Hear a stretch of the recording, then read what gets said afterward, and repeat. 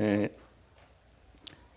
저희가 이제 집사직에 대해서 집사 책자에 대해서 이렇게 계속 같이 공부하고 있는데요. 저희가 이제 이 책을 거의 맞춰질 쯤에 되면은 집사가 누구냐, 집사는 어떤 일을 하는 분들인가, 또 집사는 누가 할 것인가. 이 시대에 많은 교회들이 집사라는 그 말을 굉장히 무분별하게 많이 쓰죠. 너나 나나 집사라고 하는데, 이제 이 책을 배우고 나면 이제 우리는 이제 성경적인 교회 안에 하나님께서 두신 이 직분에 대해서 분별할 수 있고, 또 이분들이 누구고 어떤 일을 하고 또 어떤 자격을 갖추어야 되는지에 대해서 이제 우리는 그런 분별력이 생기게 되는 거죠. 지난 시간들을 이렇게 보면 저희들이 집사는 장로들을 돕는 그런 조력자다. 그래서 이제 그러면 장로들이 누구고 어떤 일을 하느냐에 대해서 저희가 배웠거든요. 그 다음에 이제 조력자라는 뜻이 조력자라는 게 어디에 있느냐, 이제 그런 성경적인 근거를 우리가 또 살펴봤어요. 지난 시간에. 그래서 이제 오늘은 그렇다면 집사는 어떤 자격을 가져야 이 집사의 직분을 할 수 있느냐, 이 부분을 오늘은 배우는 거죠. 그래서 그 집사의 자격이 디모데전서 3장에 그 장로의 자격 다음에 바로 이어져 나오잖아요. 그래서 지금 90페이지 그 책자 90페이지에 보면은 그 자격에 대해서 나와 있어요. 이 부분을 같이 한번 읽고 그리고 교제 나눴으면 좋겠습니다.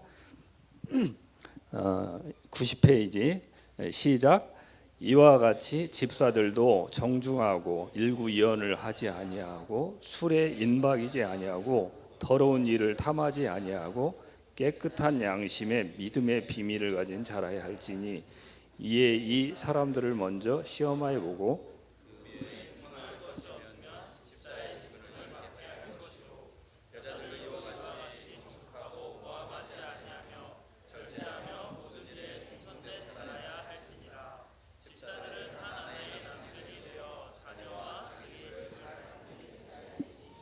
집사의 직분을 잘한 자들은 아름다운 지위와 그리스도 예수 안에 있는 믿음의 큰 담력을 얻느니라. 이렇게 되어 있습니다. 이제 이 부분을 살펴보는 거죠. 그래서 이제 제 5장 이렇게 집사의 자격하고 나가는데, 그 로마의 감독이었던 그 성경을 라틴어로 번역했던 그 제롬이라는 분이 그 젊은 장로에게 쓴 편지를 이렇게 언급하고 있어요. 그 젊은 장로에게 이런 말을 했다는 거예요. 사람들이 교회 건물을 짓는 일에는 많이 이렇게 신경도 쓰고 시간도 공도 들이고 있는데, 그리스도의 일꾼들을 선택하는 일에는 신중을 기하지 않는다라고 하면서 이제 책망을 했다는 거잖아요. 교회에서 그 교회를 이끌어갈 수 있는 인도자들이 제일 중요하잖아요. 그러니까 사람이 중요한데, 그 사람들의 특별히 도덕적인 자질이나 영적인 이런 자질들은 굉장히 중요하다는 거예요. 왜 우리가 배웠잖아요. 한 교회의 흥망을 좌우할 수 있을 정도로 사활이 걸린 문제인데, 결국 이 사람들에 대해서 신중하게 이런 부분을 살펴보지 않는다는 거예요. 지금도 그렇죠. 지금도 여전히 그러한 상태가 지금도 진행되고 있잖아요. 그래서 하나님께서 여기 91페이지 밑에 쪽에 보면 성경은 하나님의 최고 관심사가 건물이나 프로그램이 아니라 그분의 백성을, 그러니까 교회를 인도하는 일을 하는 사람들의 도덕적이고 영적인 자질에 있다. 그래서 하나님께서 사람이 완벽한 사람 없잖아요. 완벽할 수는 없지만 적어도 이러이러한 기준에 부합해야만 된다라고 하면서 이 자격 기준을 정해 주셨다는 거예요. 그래서 이제 92페이지를 보시면 이제 그 디모데전서 3장 8절부터 나오죠. 집사는 뭐뭐 하는 자라야 한다. 이렇게 뭐뭐에 대해서 5가지가 써야 있다는 거예요. 뭐뭐 하는 자. 근데 이 단어가 영어로 보면 must be, 그죠? must be가 이번에 영어가 딸려가지고 굉장히 힘들었는데 must be는 마땅히 그러해야 한다 이런 뜻. 반드시 뭐뭐해야 한다. 또 틀림없이 뭐뭐하다라는 뜻이죠. 근데 이 단어가 8절에서도 쓰여 있는데 그 3장 2절에도 쓰여 있다는 거예요. 그 2절에 왜 쓰여 있냐면 감독의 자격을 말할 때 그때 반드시 이러이러해야 한다라고 써 있는데 똑같이 이 집사의 자격을 말하면서 이 단어를 또 쓴다는 거예요. 그래서 92페이지 밑에 두 번째 줄 거기 한번 같이 읽어볼까요? 시작. 이 구절의 요점은 간단하다. 감독이 되고자 하는 사람은 감독의 직분에 합당한 자격을 반드시 갖추어야 하듯이 집사들 또한 집사의 지위와 사역을 하기 위해서는 그에 합당한 자격을 반드시 갖추어야 한다는 것이다. 그런 뜻으로 이게 쓰여 있다는 거예요. 그러면서 이제 5가지를 이야기하죠. 첫 번째는 정중하고 하고 가로 해놓고 고귀하고 또한 존경받을 만하고 이렇게 써 있습니다. 두 번째는 일구이연을 하지 아니하고 또 세 번째는 술에 임박이지 아니하고 네 번째는 더러운 일을 탐하지 아니하고 다섯 번째 깨끗한 양심에 믿음의 비밀을 가진 자여야 한다. 이렇게 나와 있죠. 근데 바울 사도께서 이 내용을 말하면서 2가지를 생각하고 썼다는 거예요. 적어도 93페이지에 그게 나오죠. 이 5가지 자격, 집사의 자격을 언급하면서 이런 부분을 염두에 두었다. 뭐냐면 이제 교회를 인도하는 이 인도자들 그룹 중에 이 집사들이 자격이 안 되는 그런 집사들이 그 세워졌을 때 이제 그로 인해서 나타나는 문제는 이제 엄청나죠. 교회에 많은 문제점들을 가져올 수밖에 없죠. 교회를 잘 돌아보고 인도하고 섬기도록 세운 집사들이 오히려 교회를 어렵게 하고 망치는 결과를 초래한다는 거예요. 그렇게 될 때 저 세상의 불신자들, 하나님 믿지 않는 사람들이 볼 때 교회를 어떻게 생각하겠냐는 거예요. 교회를 정말 형편없이 생각한다는 거예요. 교회가 세상의 자기들, 그러니까 믿지 않는 자기들보다도 더 형편없고 우스꽝스럽게 돌아가는 것을 보면서 비난하지 않겠어요. 교회를 업신여기고 그런 부분. 그러면 교회가 이 세상에 대해서 간증이 흐려지잖아요. 간증이.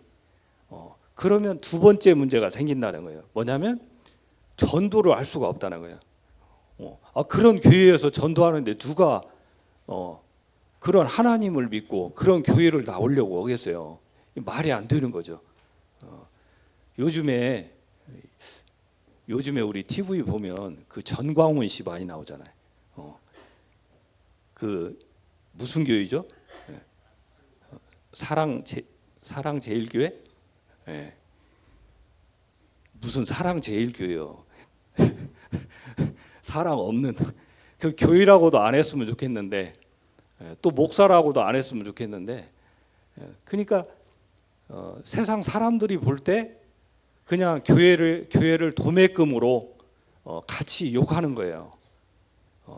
저희 서울에 있는 매형도 아직 이렇게 하나님을 믿지 않기 때문에 수시로 이렇게 만날 때마다 그런 이렇게 믿으라고 이렇게 권유도 하고 그런데 그분이 이제 서울 살잖아요. 그러니까 그 전광훈 씨 얘기를 많이 들었나 봐요.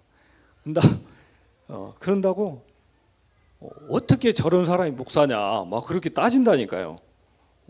이제 제가 설명을 해줘도 그게 이렇게 막 너무 치가 떨리고 그러니까 그런 교육에 대한 어떤 인식이 아주 안 좋게 이렇게 생각하는 부분이 있어요. 그러니까 이런 거죠. 그러니까 교회가 그렇게 세상 사람들이 이렇게 이루어진 이런 집단보다도 못하고 그런다면 말도 안 된다. 그래서 교회는 교회라고 말할 수도 없고 어떻게 하나님을 믿으라고 이렇게 설명할 수 있겠느냐. 그래서 사도 바울이 이 두 가지를 염두에 뒀다는 거예요. 그래서 장로들이나 집사들은 이렇게 도덕적으로나 또 영적으로나 이렇게 책망받을 것이 없어야 된다라고 하면서 이제 시작을 하죠. 고맙습니다. 그래서 93페이지에 이런 부분들이 나와 있어요. 참 교회에 공적인 이미지를 실추시켜서는 안 되는데 그럴까 봐서 정말 이 교회를 잘 인도할 수 있도록 그런 자격 기준을 제시를 해줬다는 거예요. 그렇습니다. 그래서 이제 5가지가 이제 쭉 나오죠. 94페이지를 한번 보겠습니다.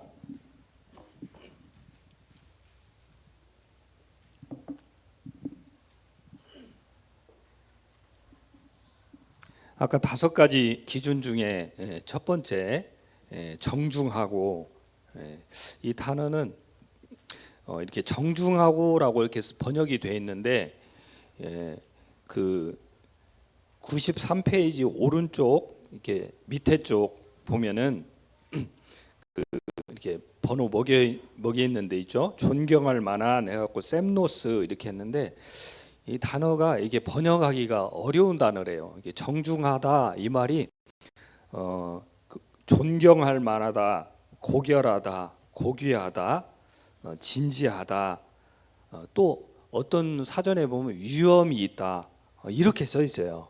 이 단어가. 그래서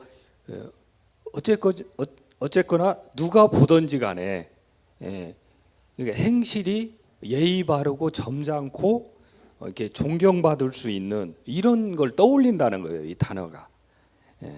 그래서 그 94페이지 밑에 쪽에 보면 써 있죠. 셈노스라는 용어는 영어로 쉽게 번역될 수 없다. 이 단어는 태도와 행동에 있어서 다른 사람들의 존경을 받는 사람을 묘사하고 있다. 그래서 존경스럽고 사려 깊은 사람을 가리킨다. 이렇게 써 있는 거죠. 그래서 이제 93페이지 가운데 쪽을 이렇게 보면 또 여기도 좀 중요한 부분이 나와 있어요. 뭐냐면 그 집사들, 장로들은 물론이거니와 집사들도 교회에 공적인 일을 하잖아요. 우리 이제 집사 형제님들이 이렇게 하시는 일들을 보면 어쨌거나 교회에서 드러난 일들을 할 수밖에 없거든요. 그 직분 자체가 그러잖아요. 장로들을 도와서 조력을 하는 일을 하기 때문에 그러니까 그렇게 공개적으로 드러나는 일을 하는데 그런데 그 타인의 다른 사람이 봤을 때 모범이 안 되면 안 된다는 거예요. 또 이 공개적인 조사를 해봤을 때도 공개적인 조사. 그러니까 이렇게 어떻게 표현해야 되나? 예를 들면 뭐 청문회는 아니더라도 이렇게 좀 뒷조사를 해보더라도 세상적으로나 교회 안에서나 책망할 것이 없어야 된다는 거야. 비난받을 만한 것이. 탈탈 털어가지고 먼지 안 나야 된다 이런 게 아니라는 거죠. 그런 사람 없다고 그랬잖아요. 그러나 어쨌든 이런 평판이 좋은 사람, 그래도 사람들에게 인정받는 사람, 이런 사람을 말한다. 이 정중하고라는 단어의 속뜻에 이런 게 다 포함되어 있다는 거예요. 그래서 그렇게 이제 이 정중하고 하면서 그 뒤에 이제 세 가지가 또 따라온다는 거예요. 세 가지. 96페이지에 보시겠습니다. 96페이지 보면은 그 세 가지가 나오죠. 그 첫 번째는 그 위에서 한 여섯 번째 줄에 나오죠. 바울은 세 가지 공통적인 악을 지적하고 있다. 이것은 하지 말아야 된다는 거예요. 그 자격 조건에 보면은 첫째는 거짓말하는 습관이 없어야 된다. 두 번째는 술을 즐기지 않을 것. 그리고 세 번째는 뭐예요? 금전적인 욕심이 없어야 된다. 이 세 가지 하지 말아야 될 것에 대해서 써놨다는 거예요. 정중하고 다음에 하지 말아야 될 것 세 가지. 그러면서 96페이지 밑에 쪽에 자 일구이연을 하지 아니하고 이렇게 써 있잖아요. 한 입으로 두 말하는 것을 일구이연이라고 하잖아요. 한 입 갖고 두 말하면 안 된다는 거예요. 거기 한번 같이 쭉 읽어볼까요? 바울이 거기 시작. 바울이 규정한 몇 가지 금지 사항 중 첫 번째는 집사는 일구이연을 해서는 안 된다는 것이다. 이중적인 혀 또는 한 입으로 두 말하기라고 말을 한 사람에게는 이런 말을 하고 다른 사람에겐 저런 말을 한다는 개념을 가지고 있다. 그러니까 말의 진실성을 말한다는 거죠. 진실한. 그래서 또 이제 여기서 뭐라고 하냐면 성실치 못한 언어 사용 이렇게도 말해요. 또 시건하는 습관. 시건한다라는 것은 이게 말을 거짓으로 꾸며서 한다는 거잖아요. 그러니까 성도들도 마찬가지죠. 성도들도 이렇게 살면 안 되잖아요. 이렇게 살면은 그 밑에 이제 또 더 중요한 내용이 이렇게 쭉 나와 있어요. 제가 읽어드릴게요. 일구이연하는 습관은 뭘 깨친다고 되어 있어요? 신뢰를 깨트린다는 거예요. 그래서 지도자의 신뢰성을 손상시킨다. 또 이와 반대로 진실한 언어 사용은 신뢰의 기초이다. 동료들 사이의 관계를 증진한다. 그래서 일구이연하지 말라는 명령이 사소한 문제처럼 보일 수 있지만 그러나 정직함이 없는 말은 관계를 훼손한다. 이렇게 나와 있어요. 진실하거나 정직하지 않으면 관계가 깨진다는 거예요. 자기하고도 관계도 깨지지만 거짓말을 자꾸 하거나 또 이 사람에게 이 형제에게는 이 말하고 저 뒤에 가서 저 형제는 저 말하고 또 장로들에게는 또 이렇게 말하는데 또 뒤에 가서는 다른 얘기하고 그러면 또 성도와 성도, 장로들과 성도, 집사들과 장로들 사이를 이간시킬 수도 있어요. 굉장히 중요한 거죠. 그래서 이 하지 말고 중에 첫 번째로 나온다는 거예요. 이 단어가 일구이연. 우리가 하나님은 진실하신 분이잖아요. 그런 하나님을 믿고 닮아가는 거잖아요. 그런데 하물며 이 집사의 직분을 가진 사람이 일구이연을 한다고 한다면 이건 말이 안 되는 거예요. 이건 굉장히 이 관계, 우리는 이 관계 속에 있잖아요. 우리가 관계 속에. 근데 이 관계를 파괴한다는 거예요. 그만큼 이 부분에서 신중을 기해야 된다. 그래서 말을 자꾸 둘러댄다든지, 또 아닌 거를 그랬다고 한다든지, 또 자기가 이만큼 해놓고 크게 했다고 말한다든지, 이런 습관들, 이런 언어들, 이런 것들은 관계를 훼손한다. 이렇게 이제 나오는 거죠. 그래서 98페이지로 넘어가겠습니다. 98페이지 제일로 윗부분에 그 내용이 써 있네요. 아까 제가 말씀드렸던 내용. 자, 98페이지 제일로 위쪽 거기 같이 한번 읽어볼까요? 어떤 사람들은 시작. 어떤 사람들은 장로들에게는 이렇게 말하고 도움을 받는 사람들에겐 저렇게 말함으로써 양쪽을 기쁘게 하려고 한다. 진실을 왜곡하거나 진실에 덧칠하거나 또는 모든 사람을 기쁘게 하려고 노력하는 사람들은 필연적으로 일구이연을 하는 죄를 범할 수밖에 없다. 그래서 이제 우리 교회에서도 사실 이런 부분을 많이 다뤘어요. 전에부터. 그래서 이 교회 안에서 말쟁이들 조심해야 된다. 우리 유영재님이 많이 강조하셨는데, 말을 너무 능숙능란하게 잘하는 것도 좋은 건 아니에요. 왜냐하면 자꾸 말을 가지고 장난을 칠 수 있거든요. 우리 청년들도 어떤 면에서 이런 부분을 좀 귀담아 들을 필요가 있어요.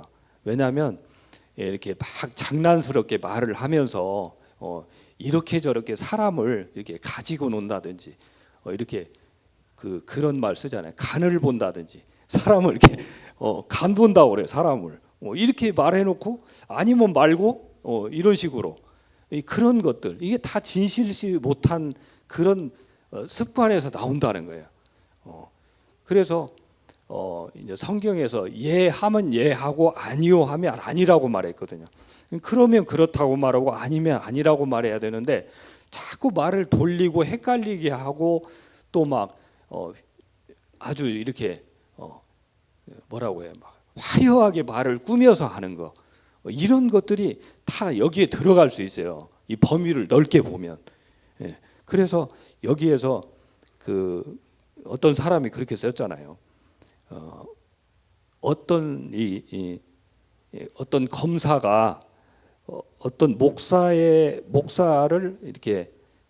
기소해서 재판에 회부했는데, 그 목사가 말을 얼마나 잘하는지 그걸 언변이 미끄러운 사람이다 이렇게 표현했다는 거예요. 이게 요리조리 잘 빠져나간다는 거잖아요. 이게 못 잡는 거지, 미끄러워서. 이런 것들, 그러니까 이런 게 다 진실하지 못한 곳에서 나온다는 거. 결국엔 일구이연하는 거하고 똑같다는 거예요. 이런 부분들 귀담아 들어야죠. 그 다음에 이제 99페이지 두 번째, 뭐죠? 술에 인박이지 아니하고. 우리 교회는 이런 분들이 없죠. 술에 인박이지 아니하고. 알코올, 하나님을 섬기는 사역을 훼손할 수 있는 과도한 음주는 안 된다. 근데 여기에서 음주뿐만이 아니고 가로쳐놓고 뭐라고 써있죠? 여기엔 기타 중독성 있는 모든 것을 추가할 수 있다. 이게 넓은 의미로 봤을 때는 이런 중독성이 있는 거, 술뿐만 아니라, 그래서 이런 것들은 이게 하나님을 섬기는 사역을 훼손할 수 있다는 거잖아요. 어떤 게 있을까? 뭐 여러 가지가 있겠죠. 어떤 운동도 있겠죠. 운동 중독 뭐 그런 거 있잖아요. 또 뭐 일 중독, 뭐 게임 중독. 어쨌든 이런 것들에 중독되어서는 안 된다. 지금 집사의 자격을 이야기하고 있습니다. 그래서 100페이지로 이렇게 넘어가면 위에서 네 번째 줄에 나이든 그리스도인 여성들에게 많은 술의 종이 되지 말 것을 권고하고 있다. 그 당시에 이런 부분들이 많이 있었는가 봐요. 어쨌든 이런 부분들, 또 은밀하게 이 중독된 사람들, 겉으로 드러나지 않는 이런 것들은 이제 더 조심해야 된다 이렇게 써 있습니다. 그리고 101페이지로 가보면 이제 더러운 일을 탐하지 아니하고 이렇게 나와 있죠. 성경은 탐욕의 죄와 돈을 사랑함이 일만하게 뿌리가 된다는 사실을 반복적으로 경고하고 있다. 그래서 이제 102페이지 가보시면 그렇게 어려운 내용들이 아니기 때문에 이렇게 쭉쭉 넘어가도 될 것 같아요. 102페이지 보면 인도자들에게 해당하는 금지 명령이다 해서 이 부분이 나오죠. 장로들과 집사들은 이제 그런 게 있어요. 뭐냐면 이 직분을 이용해서 부당한 어떤 이득을 얻는 거, 이게 이제 다 여기에 포함되는 거예요. 돈만이 아니고.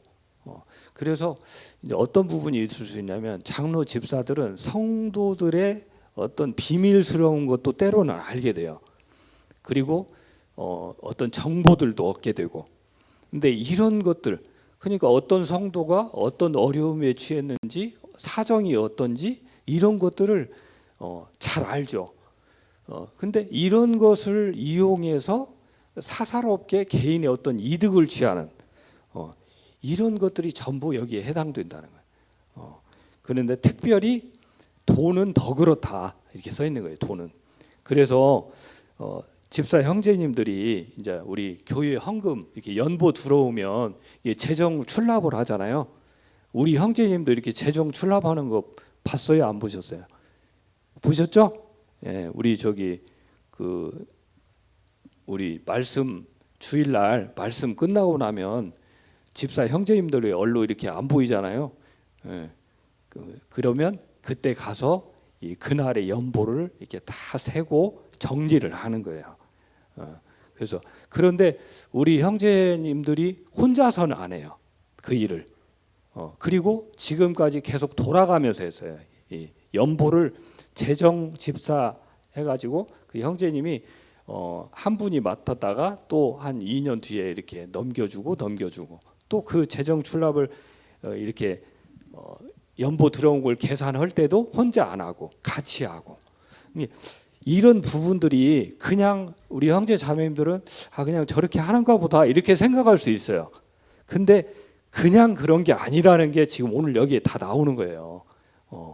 이런 것들이 얼마나 조심해야 되고 중요한 부분인지 나오는 거예요. 그래서 104페이지 보면 강력한 유혹이다 해서 어떤 사람들에게 돈은 섹스나 술보다 더 강력한 유혹이 된다. 예, 그러면서 자 105페이지 밑에서 한 10번째 줄인가요? 거기 보면 우리 교회가 이렇게 장로도 복수사역, 집사도 복수사역 이런 게 정말 성경적이라는 거예요. 그래서 여기 보면 9번째 줄 밑에서 9번째 105페이지 보면 써 있죠. 여러 명의 집사와 장로를 두는 것은 교회 재정 관리에 있어서 책임감을 부여하는 데 도움이 된다. 보통 신자들이 인도자들의 청렴성을 신뢰하지 않는다면 교회에 헌금하지 않는다. 진정한 책임감과 투명성을 제공하기 위해서는 교회 헌금을 모으고 분배하는 일을 하는 사람이 항상 한 명 이상이어야 한다. 그래서 복수죠. 그래서 다 이런 것들을 하나님은 다 아시는 거예요. 이런 사람의 연약함이나 이런 부분들까지도. 그래서 바울 사도도 그 연보를 혼자 전달하지 않았잖아요. 이렇게 같이 두세 사람이 같이 이렇게 전달할 수 있도록 그렇게 했다는 거예요. 자 106페이지 벌써 35분이네요. 106페이지 보겠습니다. 깨끗한 양심에 믿음의 비밀을 가진 자라야 할지니. 그래서 이 집사 직분을 맡은 사람들은 어쨌든 건전한 교리, 건전한 교리를 가져야 된다는 거예요. 그래서 또 바른 삶, 바른 교리, 바른 삶, 건전한 교리, 건강한 삶, 다 마찬가지죠. 그래서 이게 뗄래야 뗄 수가 없다. 그래서 이제 107페이지에 조금 더 자세하게 믿음의 비밀이 뭐냐, 깨끗한 양심이 뭐냐 이렇게 풀었는데, 믿음은 기독교 신앙의 총체적인 믿음 체계를 가리킨다. 그래서 집사들이나 이 직분자들이 어떤 그 신앙관이, 교리관이 잘못되면 안 되잖아요. 구원관 또 교회관 이런 부분이 이상하면 안 되잖아요. 이단성이 있다거나 어떤 신비주의적이다든가 또는 여러 가지 있을 수 있죠. 은사주의적이다, 기복신앙을 가지고 있다, 이런 것은 안 된다는 거예요. 교리가 발라야 된다는 거예요. 건전해야 된다는 거예요. 그래서 이런 부분, 그리고 깨끗한 양심, 이 부분을 저희들이 굉장히 많이 언급했었습니다. 그래서 이제 108페이지 위에서 6번째 보면 우리가 믿음에 어긋나게 행동하고 또 용서와 교정하지 않을 때마다 우리는 양심을 더럽히는 것이며 그것은 죄다. 그리스도인이 자신의 양심을 속이는 일을 할 때마다 그는 양심의 죄를 깨닫게 하는 힘이 약해져서 결국 죄를 짓는 일과 유선적인 행동을 아주 쉽게 하도록 변해 간다. 그래서 모든 신자는 양심을 민감하게 유지하도록 해야 된다. 그래서 이제 어떤 분이 그렇게 썼더라고요. 깨끗한 양심이라는 그릇에 믿음의 비밀을 담아야 한다 이렇게 표현했더라고요. 자, 109페이지 마지막 쪽이네요. 109페이지 보면 큰 타이틀 한번 읽어볼까요? 시작. 가르치는 일을 할 필요가 없는 집사들. 이 가르치는 일은 장로의 자격 기준에는 나오지만 집사의 자격 기준에는 이게 들어가지 않는다. 그런다 할지라도 집사들이 그러면 가르치면 안 된다 이런 거 아니라고 다 나와 있죠. 그래서 또 110페이지 마지막 쪽에 보면 그러면 이 5가지의 자격을 갖추었는지 안 갖춰주었는지 어떻게 알 거냐? 어떻게 알아야 된다고 하는 거예요? 시험이 필요하다는 거예요. 시험. 그래서 마지막에 이 시험의 필요성에 대해서 언급해요. 근데 이 시험이 어떤 사람이 그럴 수 있잖아요. 어떤 분이 성도가 교회에서 정말 교회와 흐름을 같이 하고 그 믿음이 건전하고 또 정말 하나님의 뜻을 적극적으로 이렇게 또 집에서도 그러고 사회적으로도 그러고 그렇게 책망할 것이 없는 사람인지 어떻게 하루아침에 알 수가 있겠어요. 그러겠죠? 그래서 시간이 필요한 거예요. 그래서 교회와 계속해서 같이 했던 사람 중에 나오는 거예요. 같이 해봐야 아니까. 그 사람이 교회에 정말 어떤 개인적인 야망을 가지고 있을 수도 있고 어떤 자기를 추종하게 만들려고 하는 것일 수도 있고 또 사사롭게 이득을 취할 수도 있고 어떤 꿍꿍이를 가질 수도 있고 뒤로는 남몰래 도박을 할 수도 있고 그런 것들을 비밀리에 하면 어떻게 알겠어요? 하루아침에 볼 수가 없죠. 그게 오래도록 교회와 함께하면서 관찰하면서 살펴보면서 그렇게 시험돼야 된다는 거예요. 그래서 이런 부분들 그래서 하나님께서 그래서 사도행전의 1장에도 항상 우리와 함께 다닌 사람 중에 그래서 사도를 세우잖아요. 집사들도 마찬가지죠. 그래서 이제 이렇게 살펴봤는데 이제 우리 교회가 단지 이 집사의 직분을 정말 잘하냐 못하냐 이 집사는 누구냐 이런 부분만을 우리가 생각할 게 아니고 정말 우리 교회가 성경에 부합한 이런 교회 운영을 하는지 이런 것까지도 우리가 다 볼 수가 있죠. 그래서 어쨌든 참 이게 중요한 부분들을 지금 우리가 배우고 있다. 오늘 그 엠마오 성경대학교 이제 일행분들이 오늘 이제 갔어요. 터미널에서 이렇게 배웅을 해드렸는데 어저께 이제 그 총장님하고 이렇게 앉아서 커피를 사줘서 이제 먹었는데 그때 총장님이 쭉 이야기를 하다가 그 말을 하더라고요. 총장님이 그 섬기는 교회가 있는데 거기에 장로가 5분이 있대요.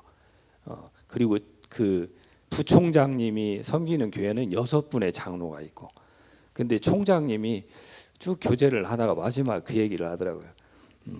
자기 교회 장로 형제님들 우리 교회에 보내서 배우게 했으면 좋겠다고. 근데 그 통역하시는 자매님이 그 얘기를 하는 거예요. 총장님이 저 말을 안는데요. 저런 이야기를 하는 분이 아니래. 근데 이번에 그 얘기를 했다고. 그래서 굉장히 시사하는 바가 크더라고요. 그래서 참 모르겠어요. 또 진짜 데리고 올지는 모르겠는데 그래서 오늘 잘 이렇게 배웅을 해드리고 그랬습니다. 참 우리 교회를 보고 굉장히 흐뭇해하고 많은 도전을 받고 간다 이런 표현들을 했습니다.